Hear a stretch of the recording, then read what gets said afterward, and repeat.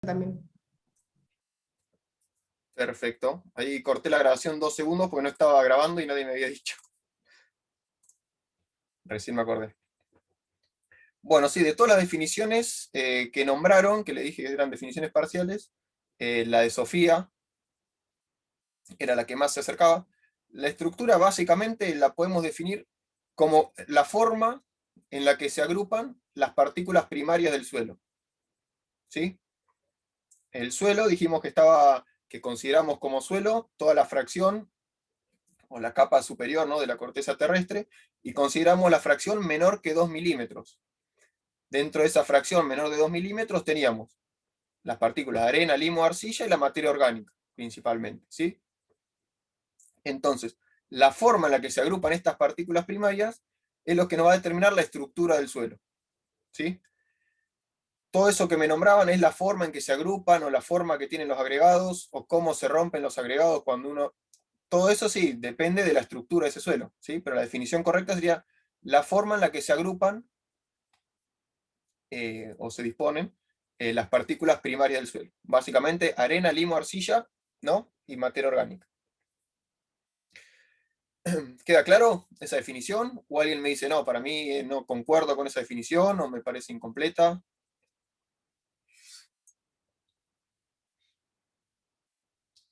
Es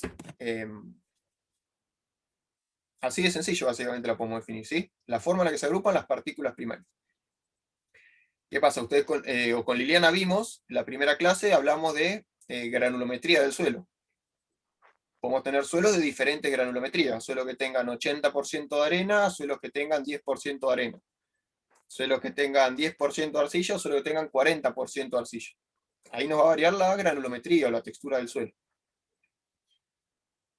Y después, según la forma en la que se agrupen esas partículas primarias, ¿no?, principalmente formando agregados, que es lo que nos va a determinar la estructura, principalmente por la acción de la materia orgánica, que se lo van a ver más adelante también, nos va a determinar los agregados o la estructura. Entonces, puede ser que tenga dos suelos, supónganse esta imagen que tenemos acá arriba, ¿no? Que vemos tres manos sosteniendo tres suelos diferentes. Ya uno a simple vista ve diferente color, diferente abundancia de raíces, diferente forma de agruparse esas partículas, ¿no? Diferente porosidad, ya uno a simple vista puede ver la imagen de la izquierda, ¿no? Parece como una estructura más granular, con mayor cantidad de poros, ¿no? Versus una estructura, la de la derecha, que parece una estructura más masiva, con menos porosidad, prácticamente no se observan raíces, ¿sí? Y la del medio, que podría ser una estructura intermedia. Muy difícil sin estar en la calicata determinando la estructura, pero bueno, podríamos decir bloques subangulares esta estructura. Viéndola así a través de una foto, es muy difícil. Entonces puede ser que estos tres suelos tengan la misma textura o pertenezcan a la misma clase textural, supongamos un suelo franco-limoso, ¿sí?, pero presentan diferente estructura. Y esta diferente estructura vamos a ver que nos determina diferente porosidad en el suelo, ¿sí?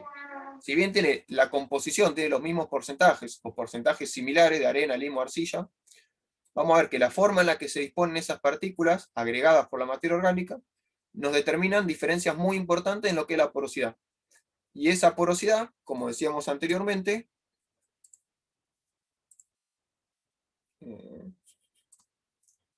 nos va a determinar la dinámica del agua, el crecimiento de raíces, ¿sí? Entonces, suelos con la misma textura, pero con diferente estructura, se pueden comportar muy diferente, ¿sí? Si bien siempre vamos a ver que la estructura está muy relacionada con la granulometría del suelo. ¿Me van siguiendo? Esto porque por ahí avanzar con lo que es porosidad, si no tenemos en claro una definición de estructura, eh, por ahí complica un poco más las cosas. Bueno, veo que Marisol en el chat pone sí, sí. Sí, ahí vamos. Adriana había puesto cómo se forman los agregados, que les dije, bueno, es una definición un poco incompleta de la estructura. ¿Sí? Bueno. Ahí estamos. ¿Me salté una? No, está bien. Hoy vamos a hablar, en cuanto a la clase de porosidad del suelo, vamos a hablar de densidad del suelo, densidad real, densidad aparente, y después nos vamos a poner a hablar de lo que es porosidad. Vamos a hablar de lo que es la porosidad total, la clasificación de los diferentes poros por tamaño, las características que tienen estos poros, la importancia de la macroporosidad, en especial vamos a hablar un poco, y algunas relaciones que hay entre granulometría o clases texturales y porosidad del suelo. Bueno, el Zoom es lo más incómodo que hay para compartir pantalla. Ahí estamos. Bueno, recién hablamos de una definición de la estructura del suelo. Ahora vamos a hablar de una definición de la porosidad del suelo. En suelo o en sustrato, ¿no? Independiente, estamos hablando de un suelo o un sustrato. Pero básicamente la porosidad es el espacio del suelo o del sustrato que no está ocupado por los sólidos del suelo. Si recuerdan, en el TCI vimos esta imagen que tenemos acá abajo a la derecha, donde si tomamos un suelo, ¿no?, y realizamos un gráfico de torta con los diferentes componentes de ese suelo, podríamos decir que tenemos aproximadamente la mitad del volumen del suelo ocupado por los sólidos y aproximadamente la mitad del volumen ocupado por poros, que es donde se va a almacenar el aire y el agua, ¿sí? Entonces, cuando hablamos de porosidad o porosidad total de un suelo en sustrato, hacemos referencia al volumen que no está ocupado por los sólidos. Y dentro de los sólidos tenemos, bueno, los minerales y los compuestos orgánicos. Ya esto, bueno, estuvimos hablando antes que la porosidad del suelo, ¿no?, o sea, donde se va a almacenar el aire y el agua, está determinada por la estructura del suelo, o sea, por la forma en la que se agrupan las partículas primarias. ¿Sí?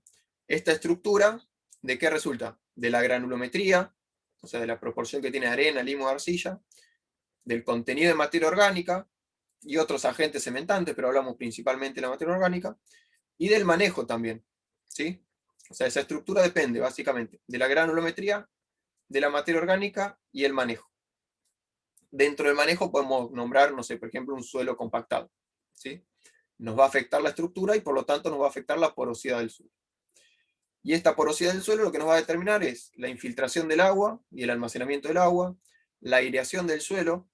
Más adelante vamos a hablar de la importancia de este contenido de aire en el suelo.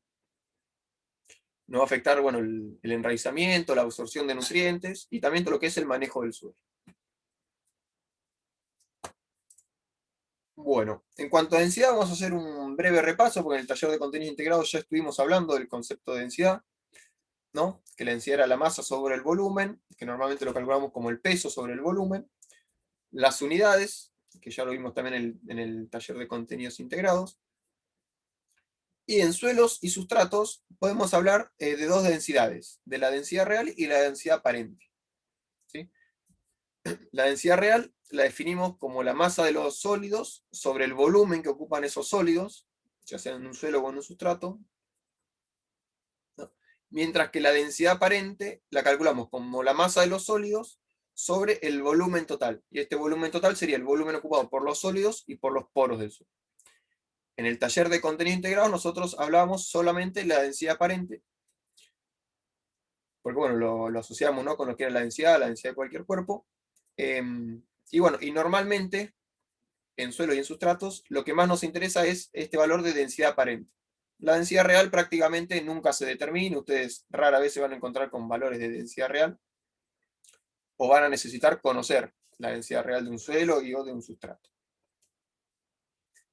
Y la forma de determinar la densidad aparente en suelos, ¿no?, es una metodología similar a la de sustratos, pero bueno, en suelos sobre todo, se trabaja con volumen, con un cilindro de acero inoxidable, ¿no?, de volumen conocido, volumen interno conocido obviamente, de aproximadamente unos 100 centímetros cúbicos de volumen. No está estandarizado el tamaño o las medidas, mejor dicho, del cilindro, pero sí que debe estar cercano a 100 centímetros cúbicos de volumen. Normalmente se utilizan unos cilindros de 5 centímetros de diámetro aproximadamente y 5 o 7 centímetros de profundidad.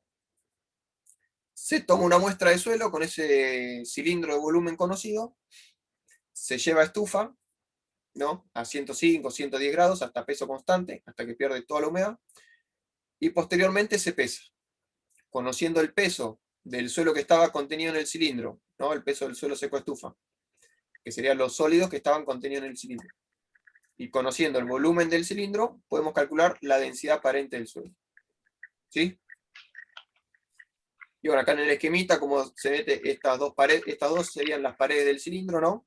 En un corte. Las paredes del cilindro, se pone otro cilindro encima para poder pagarlo, y se toma la muestra. Que bueno, ustedes en algún taller, probablemente cuando vayan a alguna calicata, si algún día vuelve la presencialidad, probablemente vean cómo es la toma de muestra de un cilindro para la determinación de la densidad aparente en un suelo. ¿Alguien recuerda valores de densidad aparente en suelos? ¿Qué valores podríamos considerar normales? Con el TCI hablamos. 1.44, ¿no era? ¿Entre 1,6 y 3? No. No, el que me dijo 1,6 y 3 no. 1,44 puede ser un valor de densidad aparente de un suelo. Pero ¿en qué rango oscilan aproximadamente los valores de densidad aparente de un suelo? O valores esperables de densidad aparente. 1,5. Ya me olvidé. Ahí nos vamos acercando un O poquito entre más. 1 y 1,5, algo así. Entre 1 y 1,7 podríamos decir. O entre 0,9 y 1,7 exactamente. ¿No? Acá tenemos la densidad aparente del suelo, varía entre 0,8 y 1,7 gramos por centímetro cúbico aproximadamente, mientras que la densidad real del suelo normalmente es cercana a 2,6 gramos por centímetro cúbico. ¿Sí? Entonces, valores de referencia o umbrales donde varía la densidad aparente del suelo entre 0,8 y 1,7. Si son de leer, agarran algún libro de la bibliografía que les recomendamos. Ahí en el Moodle, por ejemplo, compartí un libro que tienen acceso a través del Moodle UNS, un libro de Porta, de afología básico. Si alguno lo lee, capaz que en algún libro dice que los valores de densidad aparente del suelo varían entre 1 y 1,8, por ejemplo. ¿Sí? Son rangos, normalmente podríamos ir entre 0,8 y 1,7. Mientras que la densidad real sí, siempre es cercana a 2,6. Es muy poco variable la densidad real. ¿Por qué? Porque es un promedio ponderado de los componentes sólidos del suelo, ¿sí? Que es prácticamente un 90% componentes minerales y un 5-10% de componentes orgánicos. Y acá les dejo esta foto que es tomada de un libro, ¿no? Donde demuestra cómo es los cálculos para densidad aparente y para la densidad real o peso específico también. ¿Sí? Por ejemplo, lo vemos medio rapidito. Si tenemos, supongamos que tenemos un cubo de 1 centímetro cúbico de volumen y ese cubo de suelo pesa 1,33 gramos. Si queremos calcular la densidad aparente va a ser el peso del suelo, 1,33, sobre el volumen del suelo, sobre 1. Nos da una densidad aparente de 1,33 gramos sobre centímetro cúbico. Sería una densidad aparente normal, ¿no? Dentro del rango de densidad aparente del suelo. Mientras que si queremos calcular la densidad real o el peso específico de un suelo, debemos considerar, si recuerdan de la diapositiva anterior, para la densidad real solamente debemos considerar el volumen de sólidos. ¿Sí? Entonces, si tenemos la mitad ocupada por poros o vacíos y la mitad ocupada por sólidos, para el cálculo de la densidad real vamos a tener el peso de los sólidos, 1,33 gramos, sobre el volumen que ocupan esos sólidos. Si la mitad de este suelo son poros, el volumen ocupado por los sólidos va a ser la mitad de este centímetro cúbico. Sería 0,5 centímetros cúbicos. Entonces, de esta forma calculamos una densidad real de 2,66 gramos por centímetro cúbico. ¿Sí? Que le dije, normalmente la densidad real del suelo varía muy poco y muy cercana a 2,6. Acá, bueno, puse algunos valores también de densidad aparente y densidad real. Siempre está bueno cuando vayan avanzando en la asignatura, que vayan teniendo algunos valores de referencia, ¿no? Siempre les digo, para saber después si hacen un ejercicio, si está cercano a lo correcto, ¿no? Hoy me dijeron densidad aparente de 1,6 a 3, creo que me dijeron. No, ya una densidad de 1,6, un suelo muy compactado, una densidad de 3 directamente no existe. ¿Sí? Entonces acá tenemos algunos valores de densidad real, ¿no? O densidad de partícula, para turba, para corteza de pino, arena, bueno, perlita, vermiculita, diferentes componentes de un sustrato, Y acá tenemos del suelo, 2,54. Mientras que la densidad aparente, ¿sí? Acá vemos en el suelo, por ejemplo, acá nos dice de 1,1 a 1,7. ¿De qué depende que varíe la densidad aparente del suelo? Va a depender de la porosidad de ese suelo, ¿sí? O sea que va a depender de la estructura que tenga ese suelo. Puedo tener un suelo, supongamos, de textura franca, ¿no? Textura franca, decimos, bueno, la mejor clase textural, podríamos decir. O la mejor para fines agronómicos, ¿sí? Pero bueno, esa textura franca, según cómo se ordenen esas partículas, puede tener una densidad aparente de 1,1 o una densidad aparente de 1,7. Vamos a ver más adelante que si es 1,1 es una densidad aparente adecuada, si es 1,7 ya es un suelo compactado, ¿sí? A pesar de que sea de la misma clase de textura. Y bueno, acá tenemos la densidad aparente para algunos otros componentes de sustratos. Turba, corteza, bueno, arena, perlita, vermiculita, ¿sí? Que vemos que esas densidades aparentes son mucho menores. Por eso los sustratos normalmente tienen valores muy superiores en lo que es la porosidad total, ¿sí? Que eso, bueno, lo vamos a ver un poquito más adelante. ¿Me van siguiendo? ¿Venimos bien? Marisol tiene una consulta en el chat. Ah, gracias. No sé quién me habló, pero gracias. Dice Marisol, Ah. perdón, me perdí. ¿La densidad aparente o la real es la que depende de la porosidad del suelo y de su estructura? La densidad aparente depende de la estructura del suelo, ¿sí? En la densidad real, ya sea la densidad real del suelo o la densidad real de cualquier componente de un sustrato, no estamos considerando los poros, ¿sí? Entonces, esta densidad real básicamente es la densidad de este componente, podríamos decir, ¿sí? Sin tener en cuenta los poros. Entonces, si no tenemos en cuenta los poros, en la densidad real no influye la estructura de este suelo, ¿sí? Entonces, la estructura del suelo no influye en la densidad real porque no considera los poros del suelo, pero la estructura sí influencia en la densidad aparente, ¿sí? Porque la estructura nos modifica la porosidad del suelo. Como en la densidad aparente tomamos el volumen total como el volumen de sólidos y poros, si varía la estructura, varía la porosidad de un suelo, va a variar la densidad aparente. La densidad real va a permanecer siempre constante. ¿Sí, Marisol?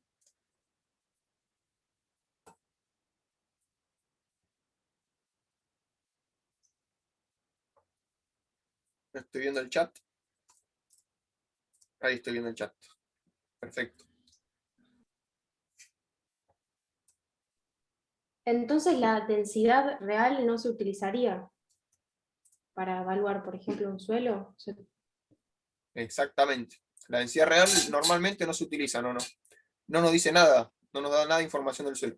Lo único que nos daría una idea es de la composición elemental de ese suelo, pero es un valor que no nos interesa.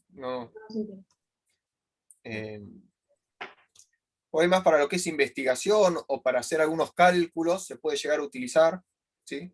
O en génesis de suelo, pero no, para los fines prácticos la densidad real no se utiliza para nada. Por eso no se le da importancia a la densidad real, o sea, básicamente no se determina, ¿sí? Rara vez se envía una muestra al laboratorio para determinar la densidad real, ¿sí? Mientras que la densidad aparente sí, es una determinación de rutina, podríamos decir, porque nos da mucha información de la porosidad de un suelo o un sustrato, o de la estructura de un suelo, o del funcionamiento de un suelo. Gracias, Tatiana, bueno, Marisol, por las consultas. Gracias. ¿Alguna otra consulta? ¿O comentario, o lo que sea?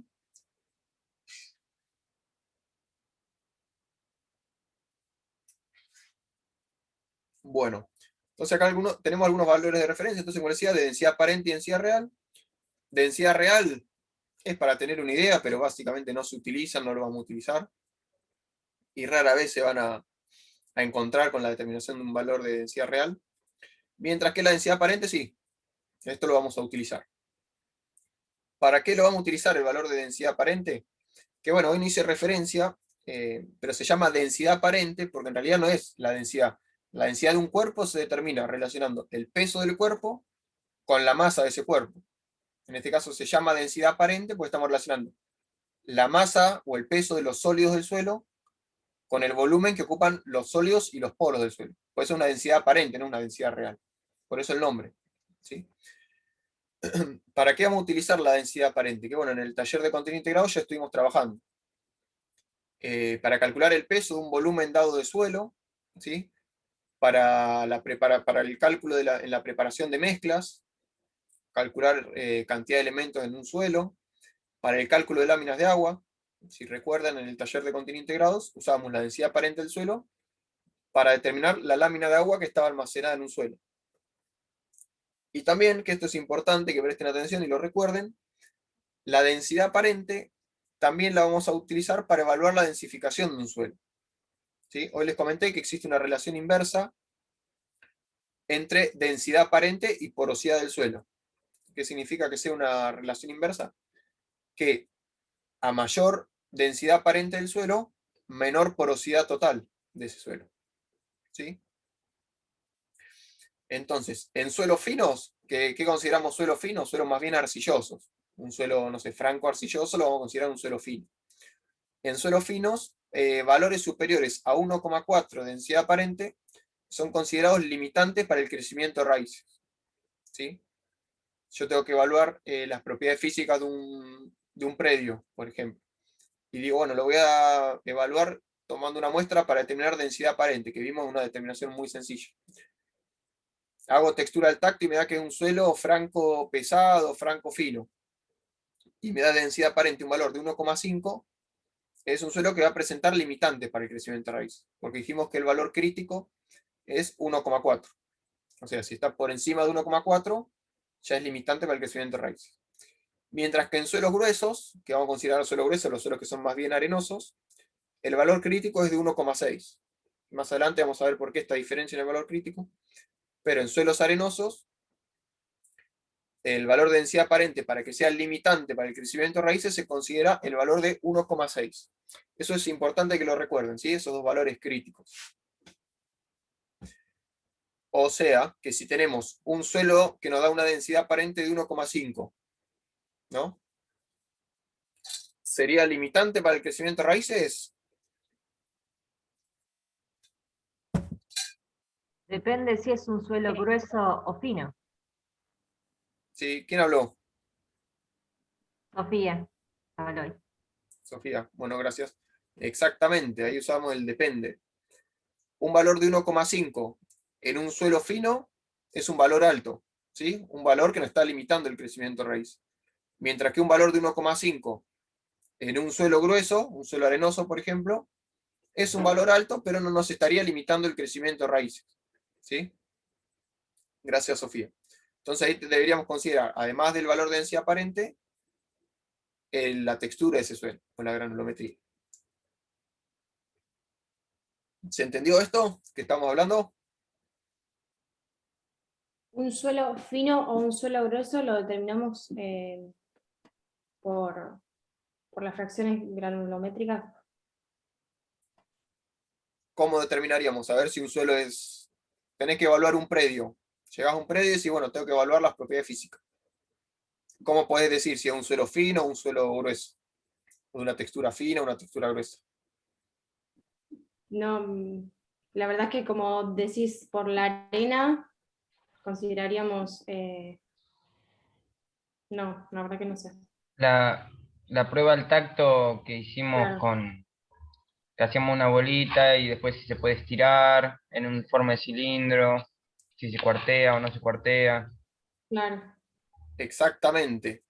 Ah, Con la determinación de la textura al tacto, ¿no? Que es tan sencillo como agarrar no sé, 100 gramos de suelo, una piseta o una botellita, un poquito de agua, una canilla goteando para humedecerlo, un poco de práctica, saber cómo amasarlo, saber esos pasos que vieron con Liliana en el video, y ya uno ahí tiene una idea, si es un suelo arenoso, franco limoso, franco arcilloso, franco, ¿sí? claro.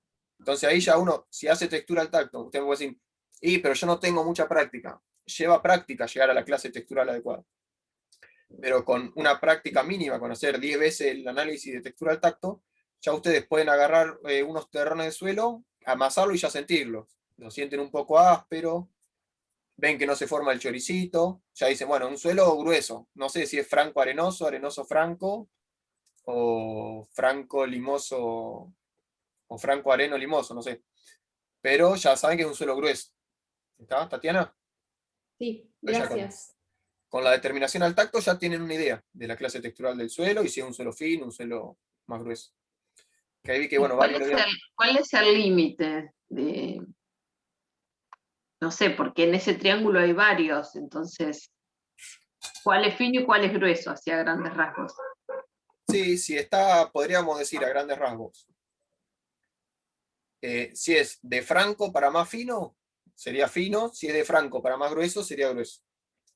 Entonces, si es franco arcilloso, sería fino. Si es franco arenoso, sería grueso. Si es arenoso, va a ser grueso. Si es arcilloso, va a ser fino. ¿Sí? ¿Me van siguiendo? Sí, me surge una consulta. Nosotros, dabas el ejemplo, vas a un predio y tenés que, bueno, definir la cualidad del suelo.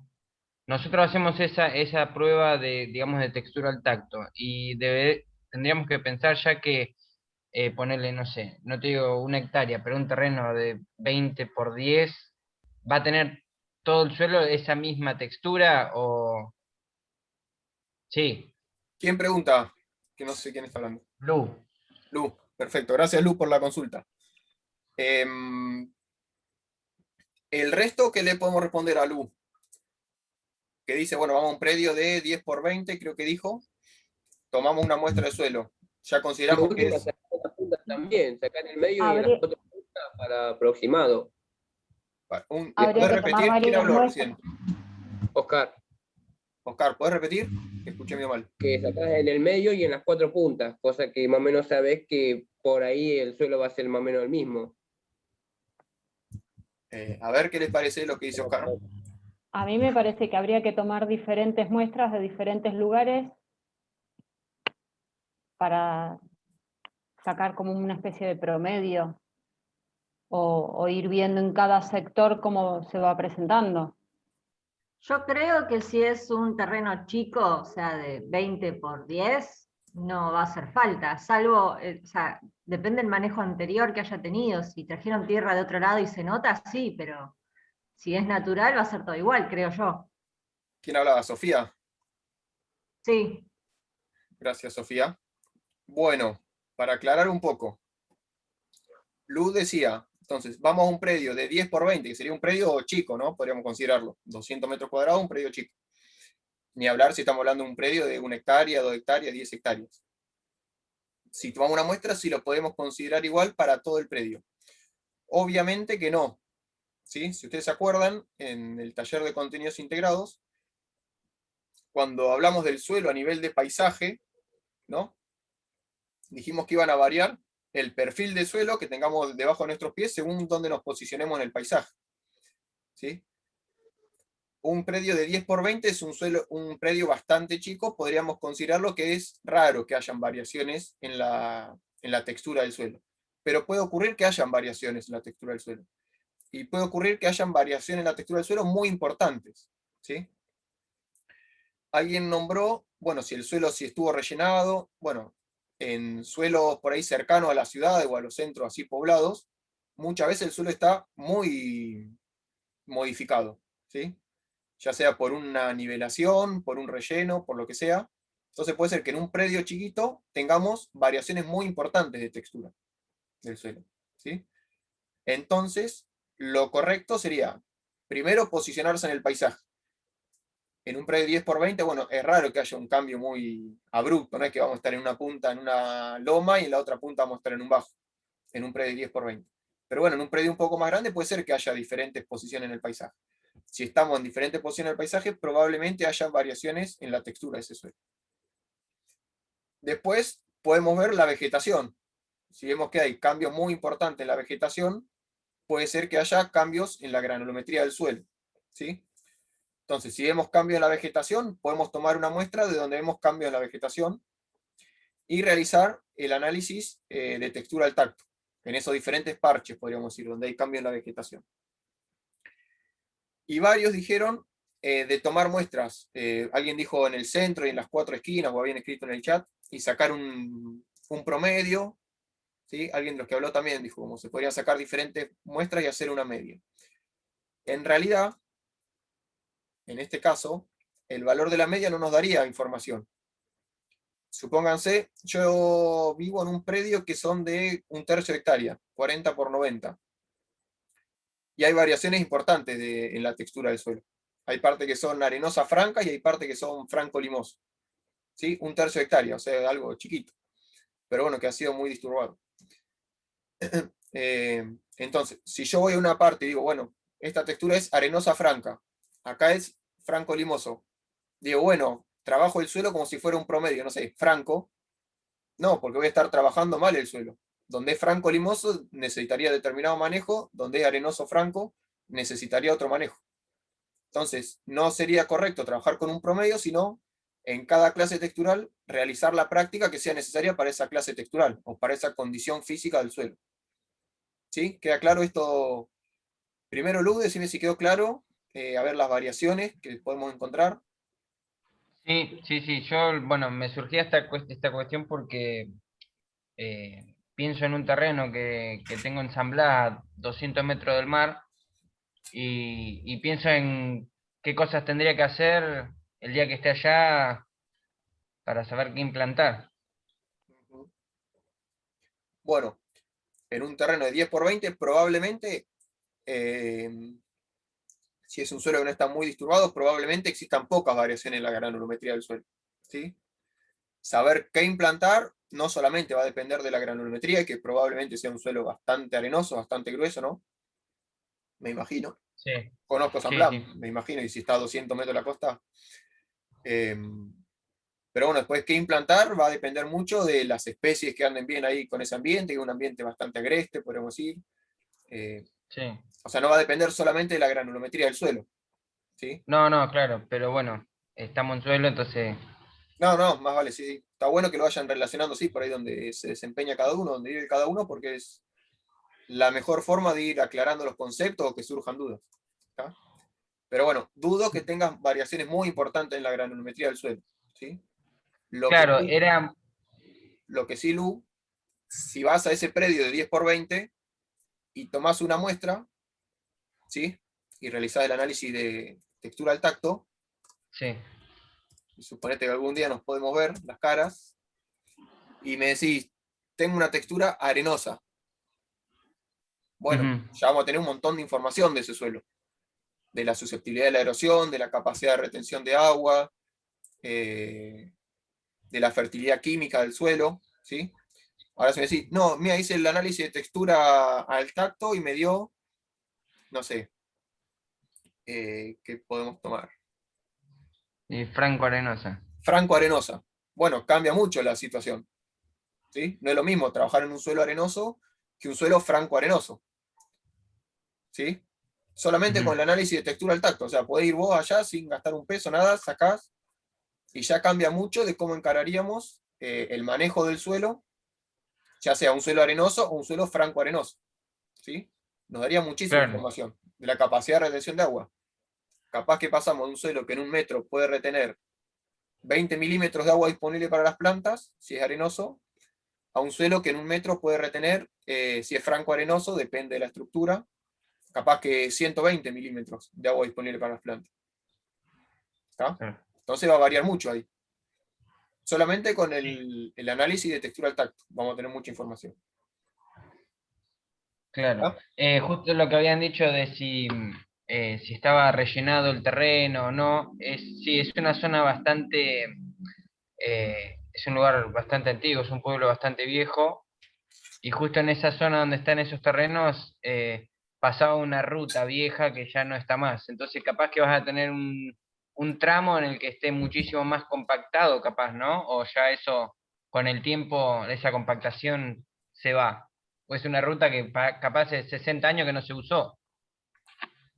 Sí, no, depende, Lu, ahí ya nos estaríamos como metiendo mucho. Hay que ir, ver el predio y analizarlo, o sea, ver qué se ve en superficie, ya lo que se ve en superficie te da información de lo que hay abajo y después sacar muestras. Pues depende si está, no sé, si se recuperó la vegetación, si estaba relleno con ripio, o relleno con greda, o relleno con arena, depende de muchas cuestiones, ¿sí? Claro. Por ahí Bueno, no, gracias, muchas gracias, Juan. de nada. Y es importante al resto, si quedó claro, el tema de los promedios, ¿sí? Que decían, bueno, tomamos en cada punta y sacamos un promedio. No, en este caso los promedios no servirían. Porque estaríamos, no sé, capaz decimos, como dijimos recién, arenoso y franco arenoso. Decimos, bueno, trabajamos como, o no sé, o franco limoso. Decimos, bueno, trabajamos con un suelo franco. Y no.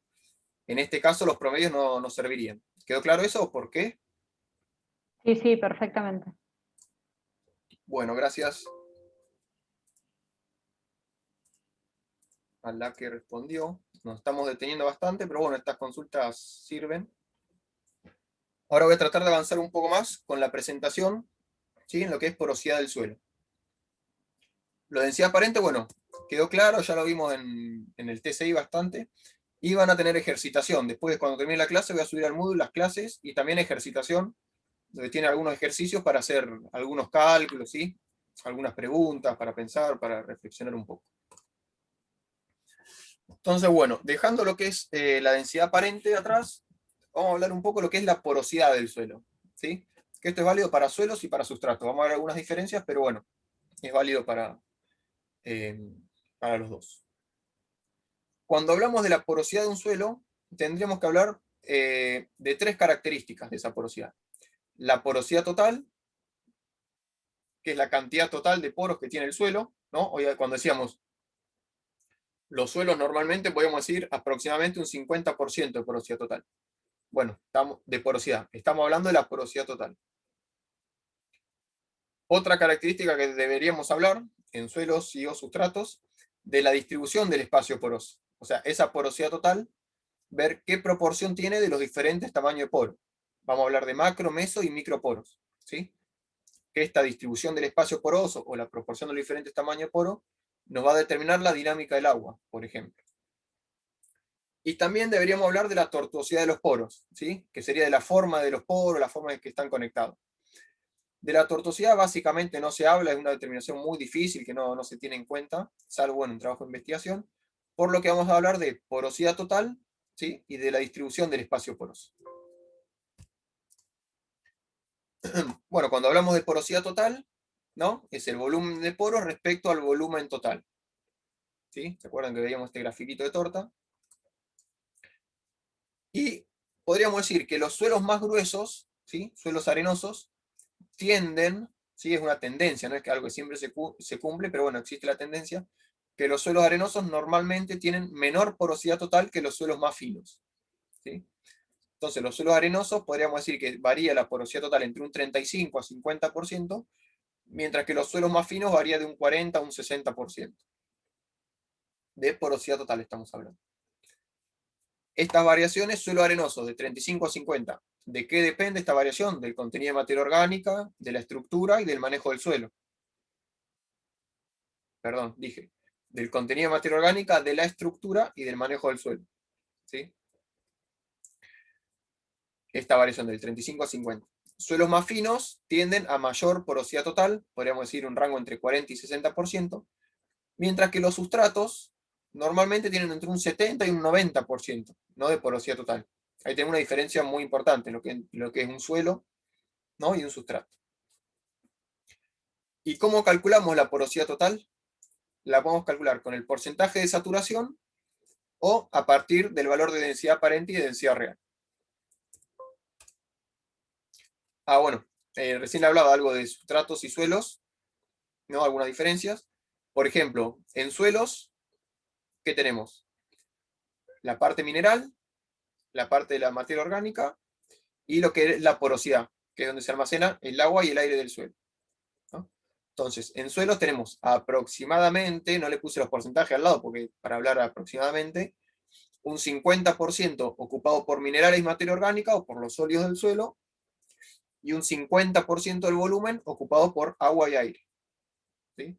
Mientras que en los sustratos como le había puesto anteriormente, del volumen total por la materia seca, ¿no? Que pueden ser minerales o orgánicos, según de qué sea el sustrato. Pero bueno, la parte de materia seca, cuando el sustrato está totalmente seco, ocupa un 10-20% del volumen, mientras que el otro 80% del volumen, 70, 80, 90% del volumen, son poros. ¿Sí? Entonces podemos decir que los suelos, la porosidad de un 35 a un 60%, podemos decir. Mientras que los sustratos, la porosidad total varía entre un 70 y un 90%. ¿Sí? Esto es para tenerlo en la cabeza, una idea. Bueno, les había dicho que una de las formas de calcular la porosidad total en un suelo y en un sustrato es con el porcentaje de saturación. Cuando hablamos que un suelo o un sustrato está saturado, quiere decir que todos los poros están llenos de agua. ¿Sí? Por eso está saturado. Y básicamente acá tienen todo el procedimiento, pero bueno, no lo vamos a detener en el procedimiento, pero básicamente la determinación de la porosidad total por el porcentaje de saturación, necesitamos una muestra de volumen conocido, ¿no? Puede ser con los cilindros de densidad aparente, donde conocemos el volumen interno, se satura, en este caso una muestra de suelo, se satura, o sea, se llenan todos los poros de agua, y después, por diferencia de peso entre la muestra saturada y la muestra seca estufa, vamos a conocer la diferencia de peso, va a ser los gramos de agua que perdió la muestra. Como la densidad del agua es un gramo de agua, es un centímetro cúbico, esta diferencia de peso la podemos tomar como una diferencia en volumen, que sería el volumen de poros que estaban ocupados por agua. Respecto al volumen del cilindro, que sería el volumen total, vamos a conocer la porosidad total de la muestra. ¿Sí? Básicamente ese es el procedimiento para determinar la porosidad total por el porcentaje de saturación. Otra forma de calcular la porosidad total es conociendo la densidad aparente y la densidad real, ¿sí? Del suelo y o del sustrato. Si conocemos la densidad aparente y la densidad real, mediante esta fórmula, 1 menos densidad aparente sobre densidad real por 100, podemos calcular la porosidad total en porcentaje. Hoy les dije que la densidad real normalmente en suelos rara vez se determina, pero muchas veces se asume una densidad real de 2,6 o 2,65, se determina la densidad aparente, que es una determinación mucho más fácil, y con esa densidad aparente determinada y con una estimación de la densidad real, se estima la porosidad total de un suelo. ¿Sí? Esto, bueno, sería entonces, para calcular la porosidad total a partir de la densidad aparente y densidad real. Eso en cuanto a porosidad total. Dijimos, pero que de un suelo o un sustrato nos interesaba conocer, además de la porosidad total, ¿sí? ¿Qué proporción tiene de los diferentes tamaños de poro? A eso es con lo que hacemos referencia con la distribución del espacio poroso. Que son distintas clases de poro de distinto tamaño que tienen diferentes funciones. ¿Sí? Acá, bueno, en esta imagen, que es muy sencillita, podemos ver, supongamos que es un suelo, donde están las partículas primarias del suelo, lo que se ve marroncito, que están unidas, ¿no? Por materia orgánica o por algún otro agente cementante, determinando la estructura del suelo, y dentro de esa estructura vamos a tener diferentes tamaños de poro. Acá tenemos un poro grande, ¿no? Que está ocupado por aire, acá tenemos poros de menor tamaño que están ocupados por agua, hasta poros muy pequeñitos que también están ocupados por agua. Estos diferentes tamaños de poro tienen diferentes funciones: aireación, infiltración del agua en el suelo, drenaje, almacenamiento de agua, agua disponible para las plantas, agua no disponible. Eso lo vamos a ver en la siguiente clase. Pero bueno, además de conocer la porosidad total de un suelo o un sustrato, nos interesa conocer la distribución del espacio poroso. Nosotros, acá en esta asignatura, vamos a ver una clasificación básica o funcional, ¿no? Que relaciona o denomina mejor dicho, determina 3 clases de tamaño de poro, macro, meso y microporos, según la función que cumplen en lo que es la dinámica del agua. ¿Sí? Los macroporos no retienen agua contra la fuerza de la gravedad. Los mesoporos retienen el agua disponible para las plantas. Y los microporos, o poros residuales, lo pueden encontrar en la bibliografía, retienen agua que no está disponible para las plantas. ¿Sí? Entonces ya esta clasificación funcional ya conociendo el nombre del poro, que ya nos da una idea de su tamaño. Macro son los poros de mayor tamaño, meso los poros de tamaño intermedio, y micro los poros de menor tamaño. Y va a determinar la diferente contenido y o tamaño de los poros según la función que cumplen en lo que es la retención de agua en el suelo. Esta misma tabla, pero bueno, un poco más ampliada, dijimos que teníamos macro, meso y microporos. En cuanto al tamaño, estos tamaños no hace falta que se lo acuerden de memoria, porque van a ver que varían según el autor. Hay autores que dicen que los macroporos son los mayores a 10 micrómetros, otros dicen son los mayores a 20, otros dicen son los mayores a 50. Pero bueno, para que tengan una idea así de qué tamaño de poro estamos hablando. Esta por ahí es la clasificación más utilizada en la actualidad. Donde los macroporos son los que tienen un tamaño mayor a 9, 10 micrómetros. La función que tienen es de circulación de aire y agua en el suelo, o en el sustrato. La aireación del suelo, ¿no? Después vamos a hablar de la importancia de la aireación. Crecimiento raíces, el mayor crecimiento de raíces se da en estos macroporos. Infiltración y drenaje. En cuanto al origen, los macroporos mayormente dependen de la estructura. Mayormente. Y retención de agua, no retienen agua contra la fuerza de la gravedad. Los mesoporos tienen un tamaño entre 9 y 0,2 micrómetros. Función, retienen agua disponible, o sea, agua que pueden absorber las plantas.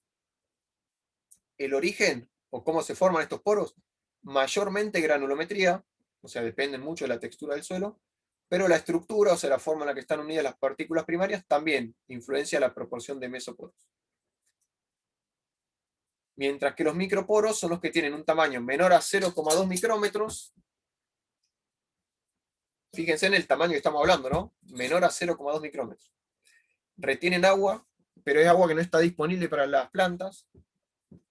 Tiene otra función, por ahí ese agua almacenada en el suelo es importante para el crecimiento, para que sobrevivan los microorganismos cuando el suelo está seco. El origen de estos microporos es la granulometría, ¿no? Estos microporos, piensen, tienen un tamaño menor que 0,2 micrómetros. Las arcillas tenían un tamaño menor que 2 micrómetros. Entonces, estos microporos están dados básicamente por el contacto entre las partículas primarias, ¿sí? Y retención de agua, retienen agua, pero bueno, retienen agua a altas tensiones, que es agua que las plantas no pueden absorber del suelo, básicamente, ¿sí? Bueno, esta imagen que es de un libro de Labrador Moreno, muy, muy interesante, de materia orgánica en los agroecosistemas, que tiene algunos tamaños, ¿no? Para un poco a esto que estamos hablando acá, mayor a 9, 9 a 0,2 micrómetros, menor a 0,2 micrómetros, para que tengan la idea de algunos, el tamaño, ¿no? De algunos componentes del suelo. No sé, vemos que una raíz tiene un tamaño de 1 milímetro, ¿sí? 1000 micrómetros. Upa. 1000 micrómetros, ¿dónde van a crecer? Y en los macroporos. En un mesoporo imposible que crezca una raíz, ¿sí? Un pelo radical también tiene 10 micrómetros de diámetro aproximadamente. ¿Dónde va a crecer? En los macroporos, ¿sí? Esto es para que tengan una idea por ahí de algunos tamaños, porque hablamos de micrómetros y a veces es muy difícil de ver. Les dije que íbamos a hablar un poco de la importancia de los macroporos, que son también los que denominamos poros de aireación, ¿no? Entonces dijimos, macroporos tienen un tamaño mayor que 9 micrómetros, según esta clasificación funcional, no retienen agua contra la fuerza de la gravedad, y por lo tanto son los responsables del drenaje y la aireación del suelo. Ahora más adelante vamos a ver alguna imagen por ahí para verlo un poco mejor, pero si piensan un poco, no sé, en una maceta, imagino que tendrán alguna maceta con una planta en su casa, supongamos que tienen la maceta, la riegan, ¿no? La saturan, o sea, llenan todos los poros de agua. Inmediatamente que la dejan de regar, esa maceta, si tiene el orificio en la parte de abajo, en la base, empieza a salir agua por el orificio de abajo. Bueno, todo ese agua, y no están regando la maceta, es agua que el suelo que está en la maceta no lo retiene. O sea que por la misma fuerza de la gravedad drena, ¿sí? O se pierde del suelo, no queda, es agua que no queda retenida. Y esos poros, inmediatamente que drenan el agua, son ocupados por aire, ¿sí? Todos esos poros que drenan el agua y que no retienen agua contra la fuerza de la gravedad, son los macroporos, o que denominamos también poros de aireación, ¿sí? estos poros, que son los de mayor tamaño, dependen de la estructura, mayormente, ¿sí? De la estructura del suelo. Entonces son muy modificables. Nosotros la estructura, con manejo, la podemos modificar, entonces podemos modificar la proporción de macroporos. Normalmente se toma como límite un 10-15% de porosidad de aireación. O sea, en un suelo, para que tenga características físicas adecuadas, debemos tener mínimo 10-15% de poros de aireación. ¿Sí? De ese 50% que tenemos de porosidad total aproximadamente, 15% deberían ser macroporos, mínimo, para un suelo que tenga características físicas adecuadas. ¿Sí? Hoy les comenté que la mayoría de las raíces crecen en estos macroporos, ¿sí? Y también son el tipo de poro más sensible a la compactación. Como dependen de la estructura, si ocurre una degradación de la estructura, lo primero que vamos a perder son macroporos, ¿sí? O en un suelo compactado, lo primero que se pierden son los macroporos, que son estos poros de aireación que son muy importantes. ¿Sí? Bueno, acá para ver un poco esto de porosidad de aireación, acá tenemos, a modo de esquema, tenemos un suelo saturado, ¿no? Supongamos que lo que se ve negro son las partículas del suelo, y lo que se ve en grisecito es agua, ¿no? Que está, en este caso, está el suelo saturado, están todos los poros llenos de agua, ¿no? Supongamos que esto es una maceta. Todos los poros llenos de agua y agua que cae por debajo de la maceta. ¿Por qué? Porque los macroporos son poros que no retienen agua contra la fuerza de la gravedad, entonces esa agua está drenando, ¿sí? Si dejamos de regar la maceta, llega un momento en que de la maceta no pierde más agua. Si bien el suelo está húmedo, la maceta no pierde más agua. En ese momento decimos que el suelo está en capacidad de campo. Eso lo vamos a ver más adelante. Pero sería cuando todos los macroporos, que son los poros que no retienen agua, ya perdieron el agua, y esta agua está retenida en los meso y microporos, ¿sí? Ahí las plantas van a poder empezar a absorber agua del suelo. Supongamos que se sigue secando el suelo, llega un punto donde el agua queda retenida solamente en los microporos, que no se ve muy clarito, pero sería agua que está prácticamente sobre la superficie de las partículas del suelo, ¿no? Que en este caso el único tamaño poro que tiene agua son los microporos, ¿sí? Que el suelo no está completamente seco, tiene humedad, pero bueno, ese agua que está contenida en los microporos es agua que las plantas no la pueden absorber porque está retenida a altas tensiones. Eso después más adelante también lo vamos a ver. Y acá, bueno, una foto, que esto si fuera presencial podemos hacer alguna experiencia, ¿no? Ya sea en el laboratorio o en el aula. Si tenemos una maceta, ¿no? Supongamos que tengo una maceta que siempre tiene los orificios debajo. ¿Para qué son esos orificios? Para que si se satura el suelo, en esta maceta, si se llena todo de agua porque lo regamos en exceso, todo ese agua que está ocupando la porosidad de aireación pueda drenar, ¿sí?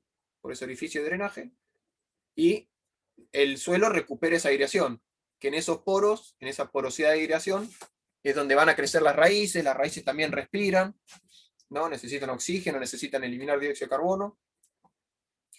Entonces, siempre conviene que el suelo esté, o sea, en esta medida. O sea, que el suelo esté húmedo porque tenga siempre ese 10-15% que les decía, mínimo, con poros con aire. ¿Está? Bueno, y para ir terminando, algunas relaciones que ya las vinimos comentando entre granulometría y porosidad en el suelo, o entre textura y porosidad. En cuanto a porosidad total, esto también es importante que lo recuerden, ¿sí? En cuanto a porosidad total, suelos más finos, dijimos que normalmente tenían mayor porosidad total. ¿Por qué? Porque suelos más finos, suelos más arcillosos, tienden a mayores contenidos de materia orgánica, tienden a una mejor estructura, entonces tienden a una mayor porosidad total. En cuanto a la proporción de poros grandes, los suelos arenosos tienden a una mayor proporción de poros grandes o macroporos, o poros de aireación. ¿Por qué? Por una cuestión de tamaño de partícula, ¿sí? Las arenas tienen un tamaño superior a 50 micrómetros, mientras que las arcillas tienen un tamaño menor a 2 micrómetros. Entonces yo acá siempre les digo que se imaginen la habitación donde están, ¿no? Cuando estamos en el aula digo, imagínense en el aula, que si, esto Liliana se los comentó, si vemos una comparación entre las partículas de arena, limo y arcilla, y consideramos que una arena tiene el tamaño de un tambor de 200 litros, un limo tendría el tamaño de un plato, y una arcilla el tamaño de una moneda. Entonces imagínense la habitación donde están ustedes, si lo llenan de tambores de 200 litros, esos tambores de aceite, ¿no?, que se ven, o si lo llenan de monedas. Si lo llenan de tambores, que sería una textura más arenosa, más gruesa, la proporción, o sea, serían menor porosidad total, pero mayor proporción de poros grandes, ¿sí? Pocos poros, pero poros de mucho tamaño, que sería por el contacto entre los tambores. Mientras que si lo llenan de moneda, supónganse, tendrían mayor porosidad total, pero una mayor proporción de poros finos, ¿sí? Acá vemos textura. Suelos arcillosos tienen una mayor proporción de poros finos que suelos francos, mayor que suelos arenosos, ¿sí? Y los suelos francos, como vieron con Liliana, serían suelos que tienen como la cantidad adecuada de macro, meso y microporos. Los suelos arenosos tienen una proporción muy grande de porosidad de aireación, pero pocos meso y microporos, que son los que retienen agua. Los suelos arcillosos tienen muchos micro y mesoporos que retienen agua, pero pocos poros de aireación. Mientras que los suelos francos normalmente, ¿no?, depende después del manejo, como dijimos, de continuidad de materia orgánica, tenderían a presentar las características óptimas en lo que es la proporción de macro, meso y microporos. Y bueno, acá alguna anotación más, que macroporos ya lo nombramos, dependen de la estructura, ¿no? Entonces son muy modificables, salvo en suelos gruesos, mientras que los microporos están determinados mayormente por la granulometría del suelo, o la textura, por lo que son poco modificables, ¿sí? Con manejo es muy difícil modificar los micro y mesoporos, mientras que los macroporos o porosidad de aireación se pueden modificar fácilmente, por el manejo de un suelo, por el agregado de una enmienda, por una mejora de la estructura, por una labor, por lo que sea.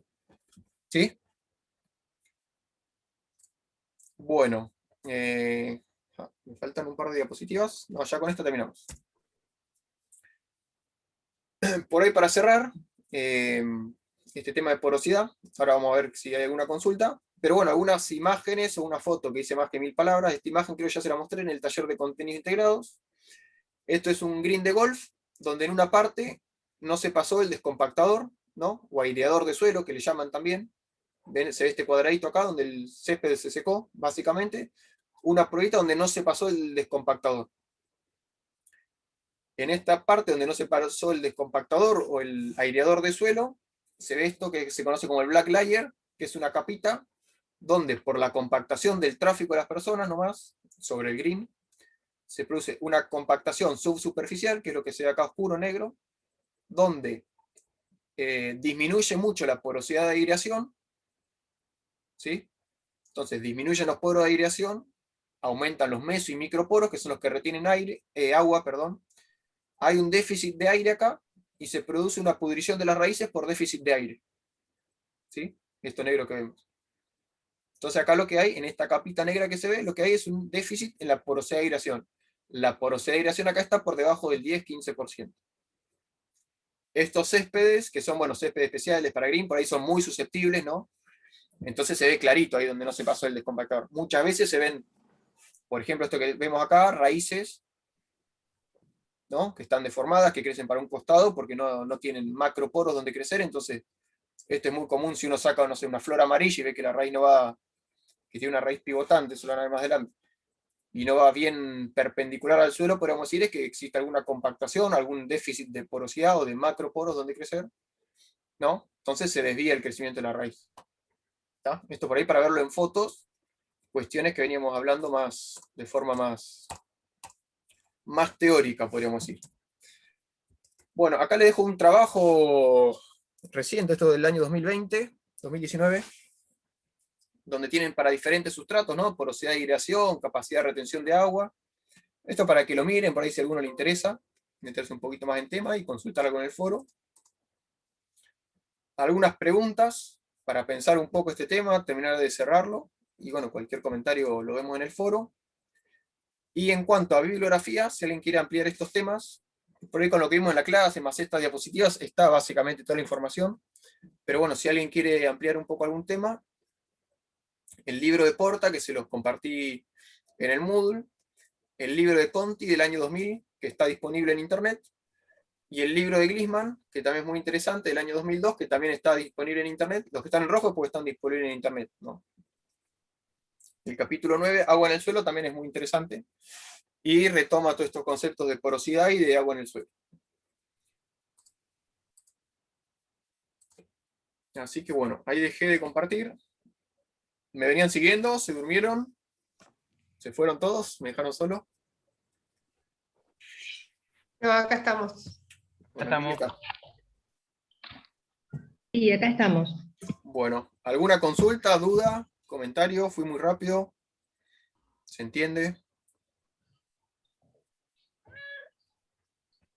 Laura me dice que sí fui muy rápido, que sí se entiende. Estos libros que vos compartís están también en la biblioteca, ¿no? Hay una biblioteca virtual. Yo soy de Punta Alta y sería medio difícil ir a buscar tal vez libros a la biblioteca de allá. Sí, Tatiana, sí. Sí. Está. Los libros, bueno, después les queda la presentación. Pero sí, el libro del Porta, yo puse el link y a través del Moodle pueden acceder. Está el link, Sí. ¿no? Una biblioteca virtual, pueden acceder a través de ahí al libro al Porta. El libro de Conti está disponible, buscan eso, lo googlean y está disponible en internet, ¿no? El capítulo de densidad del suelo, que retoma todos estos conceptos. Y el otro libro, el de Gliman, también está disponible en internet. Ponen el título del libro y les va a saltar el PDF, lo bajan y lo tienen disponible. Sí, toda la bibliografía que puse es que pueden acceder por ahí los que están en Bahía o los que no están en Bahía. Los libros que están abajo, que no están en rojo, los que no nombraste, ¿esos no están disponibles en la biblioteca virtual? No, esos no están disponibles, que yo sepa, no están disponibles, ninguno de esos no están, no. Ya. Están todos en la biblioteca de agronomía o los tengo yo en la oficina y en agronomía, pero no, en internet que yo sepa no están. Ok. No están disponibles. Gracias. Capaz que existe alguna copia media pirata dando vuelta, pero no, que yo sepa no están. Seguro. Ahí viene el chat que me aparecían.